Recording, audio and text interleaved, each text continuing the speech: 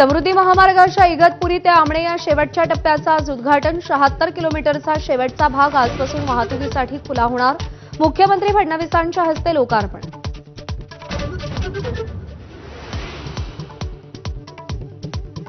मनसेसोबत युतीवर आपल्याकडून कोणताच प्रॉब्लेम नाही, आता चेंडू राज ठाकरेंच्या कोर्टात। मातोश्रीवरच्या बैठकीत उद्धव ठाकरेंचं वक्तव्य, तर मनसेही युतीबाबत सकारात्मक असल्याची सूत्रांची माहिती।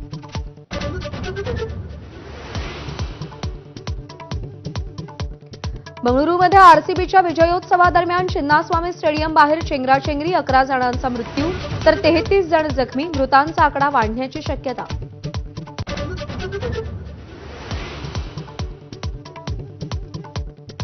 चिन्नास्वामी स्टेडियम बाहेर चेंगराचेंगरी प्रकरणाची न्यायालयीन चौकशी करण्याचे आदेश, तर दुर्घटनेतील मृतांच्या कुटुंबियांना 10 लाखांची मदत।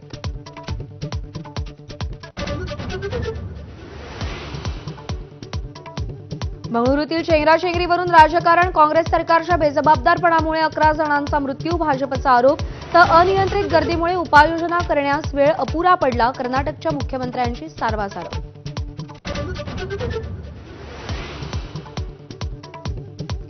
देशात जातीय जनगणनेसोबतच जनगणना 2 टप्प्यांमध्ये होणार।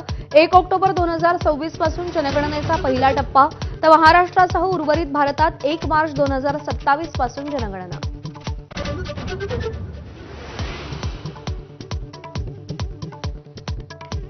राज्यात कोरोना बळींची संख्या 17 वर। नवी मुंबई आणि डोंबिवलीमध्ये काल प्रत्येकी 1 मृत्यू। बुधवारी मुंबईत 32 नवे रुग्ण। मे पासून 535 रुग्णांची नोंद।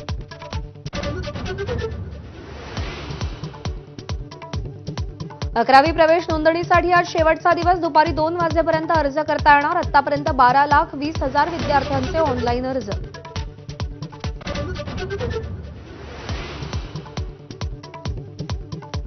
दहशतवाद पसरवणाऱ्या पाकिस्तानवर संयुक्त राष्ट्र सुरक्षा परिषदेत मोठी जबाबदारी। तालिबान निर्बंध समितीच्या अध्यक्षपदी पाकिस्तानची नियुक्ती।